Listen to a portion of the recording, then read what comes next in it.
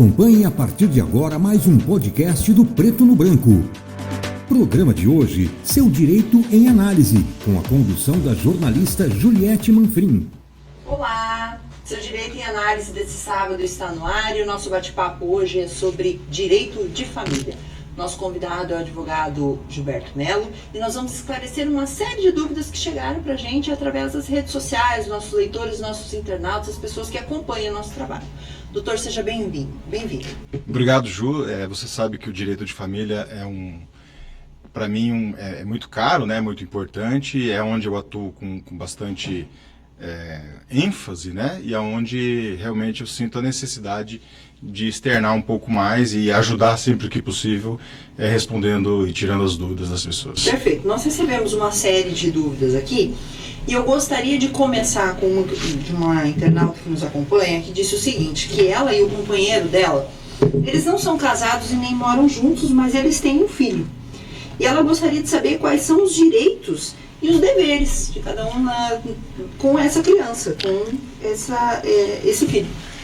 A primeira coisa a pontuar aqui, que eu achei bem importante, é que a pessoa que mandou a mensagem, ela já disse meu parceiro. Então ela não disse meu ex-parceiro, né? É o meu parceiro. Então a gente precisa entender se eu classifico isso como família ou não.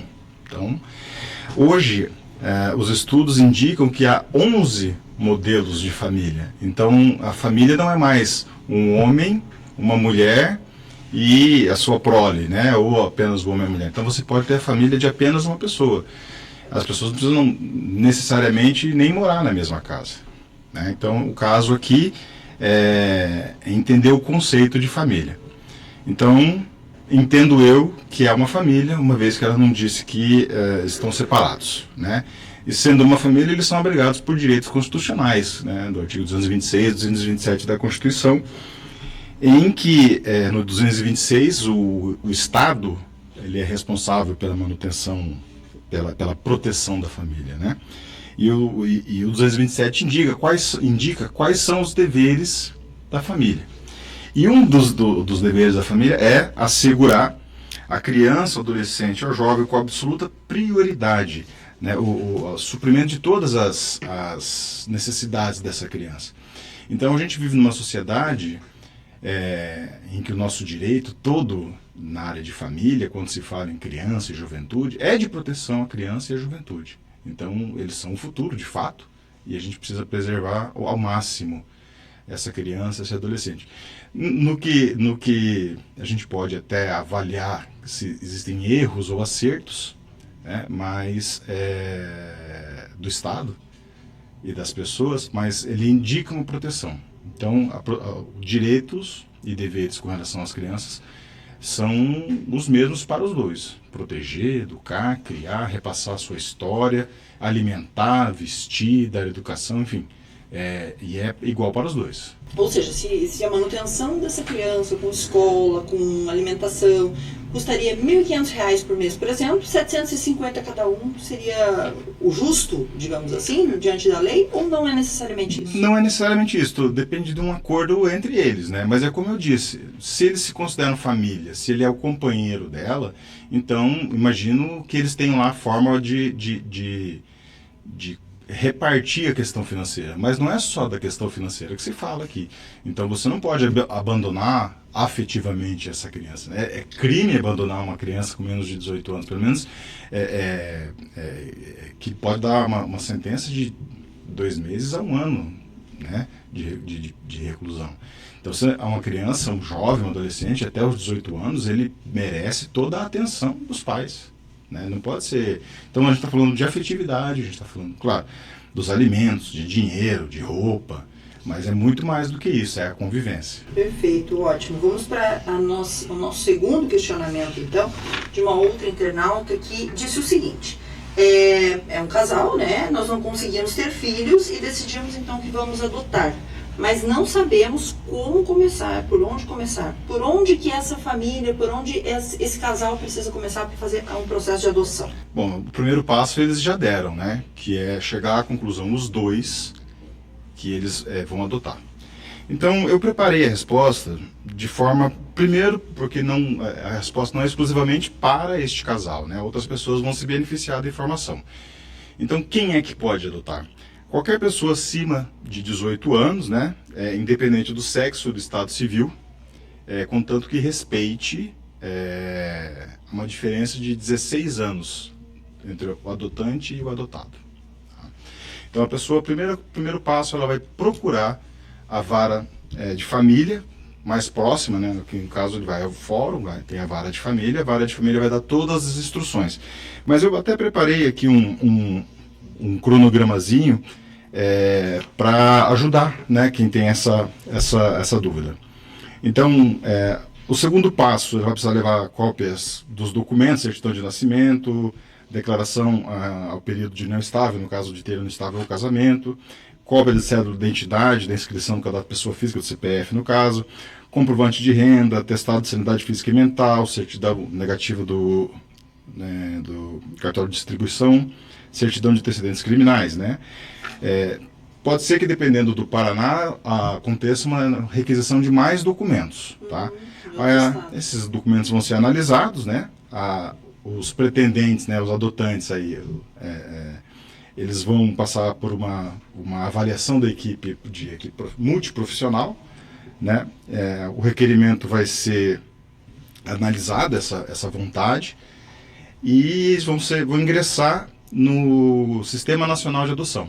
Então, a partir daí, eles passam a ser considerados como um casal adotante ou pessoa adotante. Então, ele está lá numa fila aguardando. É bem importante dizer que não se busca uma criança para a família. Se busca uma família para uma criança. Para uma criança. Né?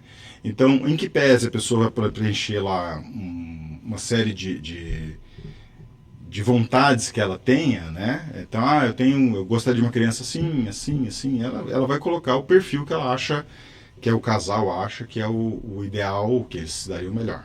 Né? E essa busca vai ser feita dentro do sistema, se é possível ou não, e aí vão passar por uma série o próximo passo é localizou a criança, se adequou, verificou, porque dizem que quem adota é a criança, não são os adotantes, né? É o adotado. Essa criança vai passar um estágio com essa família, né? de 90 dias, que pode ser prorrogável por 90 dias. Deu certo, todo mundo se deu bem, né? É isso mesmo, essa criança que a gente quer para a nossa vida, não vamos mais voltar atrás, deu tudo certo. Essa família tem 15 dias para entrar, então, com uma ação de adoção em favor daquela criança. Na mesma vara da família? Na mesma vara. Vai acontecer tudo, é um processo só, é um caminho só. Esse processo, a partir desses 15 dias, ele tem um prazo máximo de 120 dias para a conclusão de adoção da criança. Esses 120 dias, eles podem ser prorrogáveis uma única vez por mais 120 dias. Tá? Mas não é o normal, não é assim que as coisas procedem. Então, se você se sente na condição de adoção, não é um bicho de 7 cabeças. Né? Hoje, eu estava fazendo uma pesquisa, a grande dificuldade é a adoção de crianças um pouco maiores. Né? Então, às vezes é bom abrir um pouco o coração para entender a necessidade de pré-adolescentes, adolescentes e crianças um pouco acima dos 5 anos, porque parece que sobra entre aspas, crianças para serem adotadas. Então, em algum nível, há mais adotantes do que possíveis adotados. Né? Perfeito, ótimo. Acho que ficou bem esclarecido a resposta. A gente já vai para outro questionamento. Esse questionamento já tem a ver aí de pais, de filhos que querem ou precisam cuidar dos pais, né? O nosso internauta diz o seguinte: os meus pais já estão idosos, mas eles já não têm mais condições de cuidar de si mesmos. Ele gostaria de saber qual é o procedimento para que ele fique responsável pelos pais, né? O que ele deve fazer, como que ele deve proceder para ser o responsável legal pelos pais. E porque os irmãos não são daqui, né? Não estariam próximos dos pais, ele seria uma das únicas pessoas a ficar com os pais, e se ele pode cobrar financeiramente a participação dos irmãos nesse cuidado com os pais. Veja, a resposta que eu vou dar vai ficar no campo do genérico, né? Então, é uma situação em que pareça ser até relativamente normal, ela vai servir para bastante gente, então eu vou tentar ampliar um pouco o máximo possível. O direito do idoso não é muito diferente do direito da criança quando você fala em proteção do indivíduo, né? Mas a primeira coisa que tem que se verificar, ela fala assim, ela pergunta o que eu faço para me tornar responsável legal dos pais? Para começar, eles não podem mais ter condições de se autorregularem, né? De viver, de responderem a vida civil normal. Então, se eu tenho uma pessoa, por exemplo, acamada, que não pode mais responder por si mesma, de repente sofreu um AVC, não tem mais... Então, aí você vai entrar no processo de curatela, né? E aí o juiz vai designar você, claro que ele vai escutar os outros irmãos, né? Isso é um processo. E vai designar, então, dali a pessoa que está mais habilitada para cuidar dessa pessoa, para cuidar dos atos civis dessa pessoa. Pai e mãe. Me parece bastante improvável que os dois estejam sem condições de seguirem a vida normal, de tomarem as decisões que eles precisam tomar. Mas a medida legal seria a curatela.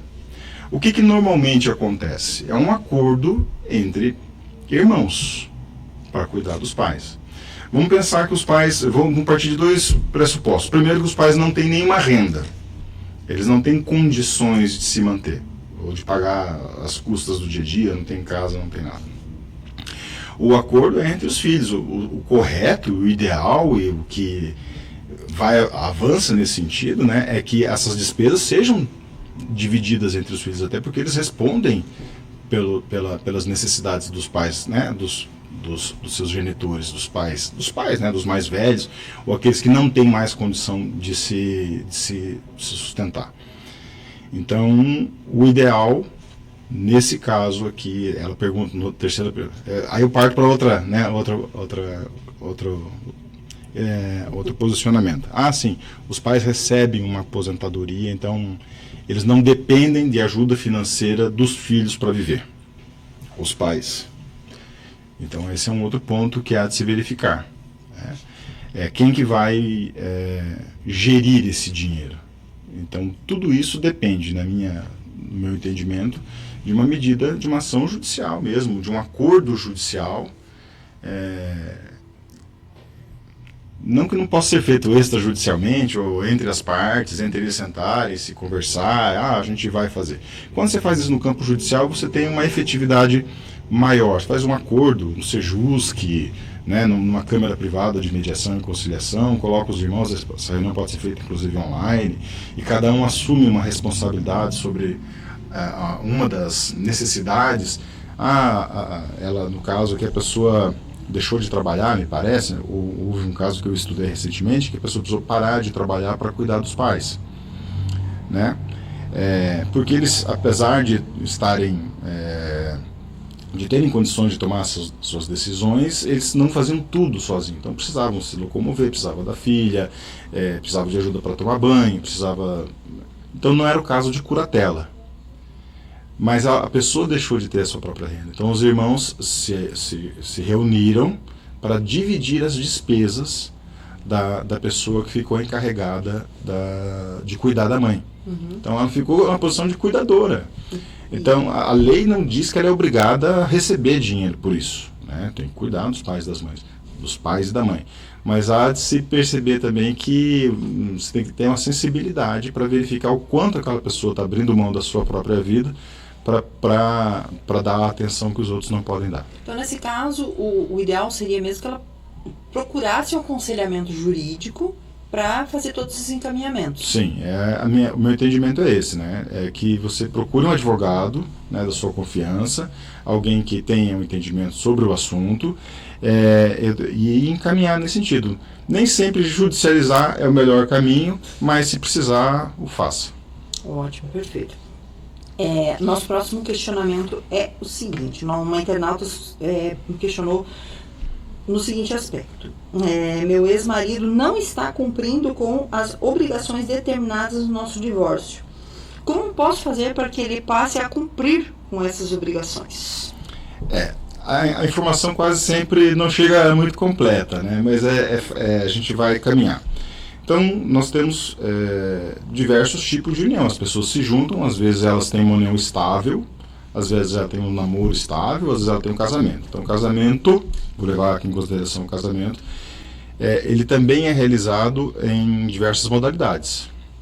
Né? Então, houve a separação, como ela falou, são separados, né? Eles foram casados e se divorciaram. Divórcio eu vou considerar que eles tinham um casamento formal, né? Passaram pelo cartório civil e casaram. Enfim, na separação houve uma série de obrigações que foram estabelecidas, ou pelo juiz ou pelas partes em acordo. Então tem uma sentença nesse divórcio, né? Essa sentença estabelece essas obrigações. Se não está havendo cumprimento das obrigações, então deve-se buscar uma ação de execução, né? Para executar a sentença, para obrigar a pessoa a cumprir aquilo que ela ou foi submetida ou se submeteu a realizar. Nesse caso não precisa necessariamente abrir um novo processo, então, não teria que entrar com um novo processo. Ela vai fazer isso internamente, dentro do próprio processo do divórcio. O advogado vai lá e vai peticionar, né, pedindo que a sentença seja cumprida pela parte que não está cumprindo, né, a sentença de divórcio. Mas vamos pensar então que seja uma outra situação, que seja uma união estável. Quando você quando você tem uma união estável, ela pressupõe que você tem um relacionamento com comunhão parcial de bens. É assim que a justiça analisa, né? Ok. Se você quiser fazer isso de forma legal, então você vai passar por um procedimento de reconhecimento de união estável, de solução de união estável, e aí sim estabelecer quais são as regras, né? As regras de convivência, as regras de alimentos, porque quando diz obrigação, essa obrigação ela não é como a gente confunde um pouco, elas são de alimentos e convivência, visita ou convivência com os filhos. Então, o procedimento buscar primeiro o acordo, não havendo o acordo, a justiça, né, chame seu advogado e entre com uma ação de execução nesse caso, de sentença. Perfeito, ótimo. Nosso outro questionamento é o seguinte: o internauta encaminhou para a gente a seguinte pergunta: namoro com uma menina de outra cidade faz 5 anos e agora decidimos que vamos nos casar. Mas a família dela pediu para que façamos um pacto pré-nupcial. É comum isso? Por que será que eles pediram isso? Vamos lá. Não é comum no Brasil a gente ter um acordo pré-nupcial, né? Eu não sei a idade do casal, eles namoram 5 anos à distância, e os pais, né, pediram. Enfim, não é comum, mas também não é... A gente não pode encarar isso como uma coisa ruim, tá? Não pode encarar um pacto pré-nupcial, um acordo pré-nupcial ou um pacto antinupcial, que vai ser depois das núpcias, né? Depois do casamento efetivado, como uma coisa ruim. Quando alguém oferece um acordo pré-nupcial, um pacto antinupcial, as pessoas, nossa, mas, né, já tem uma barreira. E não é uma coisa ruim. Você estabelece regras, né, de relacionamento, estabelece alguns critérios no casamento, como vão ser resolvidas alguns possíveis impasses que possam acontecer, mas quase sempre, né, eu fui buscar na literatura, quase sempre está ligado à proteção, à questão do divórcio, né, ao fim do relacionamento. Então, às vezes, para proteger alguma situação patrimonial, se faz um acordo pré-nupcial e depois um pacto antinupcial para preservar alguma questão ligada a patrimônio que pode vir de geração para geração ou que vai ser passado para frente, enfim. Quase sempre é isso, tá? É questão patrimonial. Esse internauta tem motivo para ficar preocupado ou não? Pode encarar isso como... Eu acredito que a primeira coisa a se fazer é que, como é um acordo, como é um contrato, não deixa de ser um contrato, né? É que ele seja equilibrado. Então, que ele consulte um advogado, que esse acordo pré-nupcial, que vai se tornar um pacto antinupcial, que ele seja equilibrado para as duas partes. Então, que ele tenha um advogado. Então, não faça o acordo, ou procure não fazer o acordo dentro do cartório, um acordo pré-pronto. Né? Ou não assine um acordo sem antes a avaliação do seu advogado, né? O advogado de sua confiança. Perfeito. Bom, nós vamos agora para um último questionamento, né, de uma internauta que nos solicitou um esclarecimento no seguinte aspecto. Eu sou uma trans e quero mudar meu nome e gênero nos meus documentos. Ela gostaria de saber como que ela pode fazer todo esse processo. Qual que é o procedimento para ela fazer todo o processo? A primeira coisa que eu preciso dizer, né, e explicar, que essa pergunta ela não está dentro do campo do direito de família. Né? Ele está dentro do campo do direito de personalidade. Ele tem reflexos no direito de família e sucessão, mas ele está dentro do direito de personalidade e é uma pergunta muito interessante e muito importante da gente responder. Esse assunto ele deveria estar 100% pacificado já, mas ainda não está. E eu vou explicar o motivo.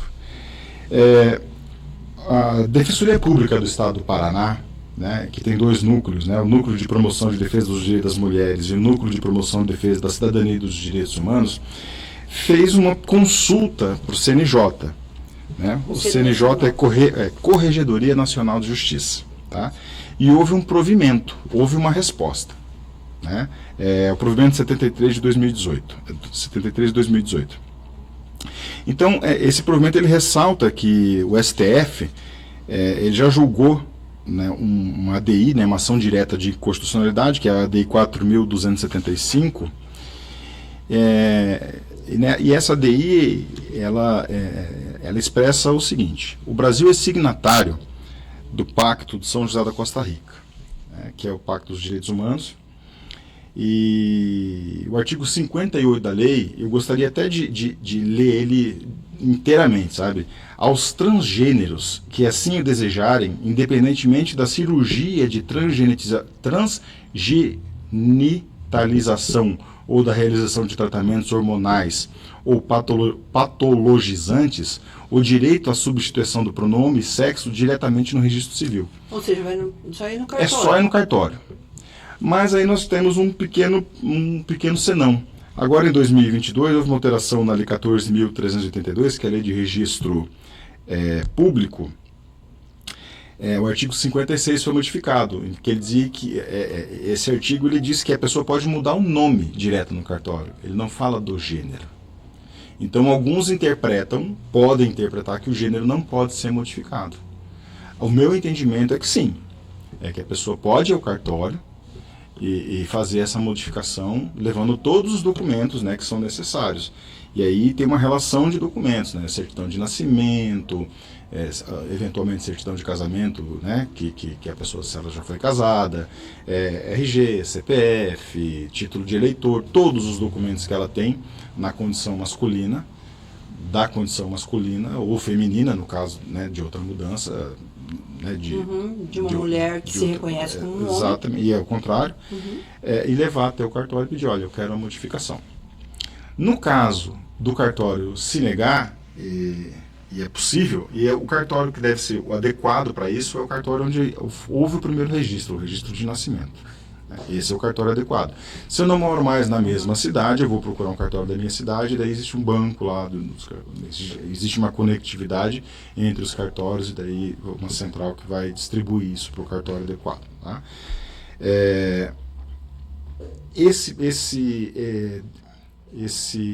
Existe um projeto de lei que torna gratuito o procedimento, embora alguns entendam que ele é gratuito. Mas o custo é de R$160, R$170, não é mais do que isso, não. Então, em tese, a pessoa basta ir ao cartório, onde ela teve o primeiro registro, com os documentos, e dizer, olha, eu não me reconheço mais, eu gostaria de fazer essa modificação, e pedir a modificação, e ela deveria ser feita lá num prazo especificado.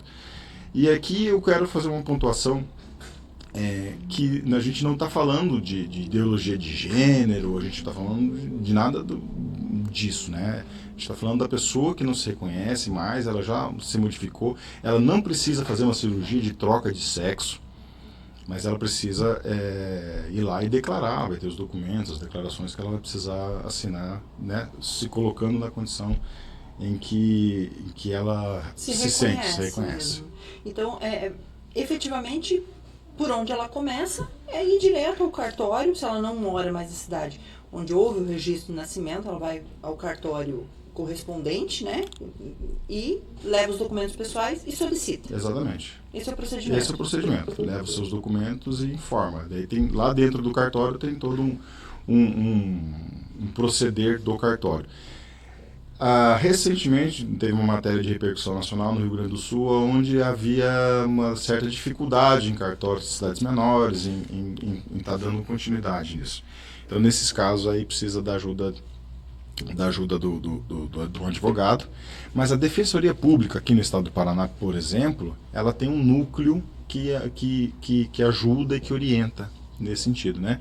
Então, no caso do transgênero feminino para o masculino para o feminino, que é o caso aqui em questão. Exatamente, é o NUDEM, né, que é o Núcleo de Defesa dos Direitos das Mulheres, e no caso contrário, né, a mulher que se reconhece como homem, tem o NUCID, né, que é o Núcleo de Defesa dos Direitos Humanos, que está dentro também lá da Defensoria Pública do Estado. Perfeito.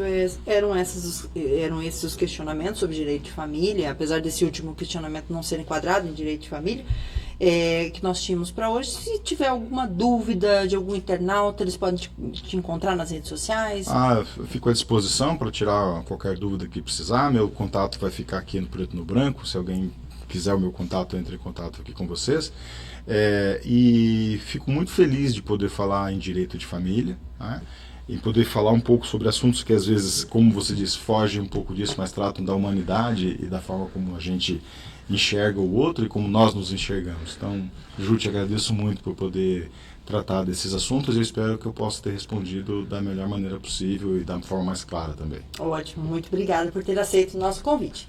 E o seu Direito em Análise volta na próxima semana. E o nosso bate-papo da semana que vem será sobre direito do consumidor.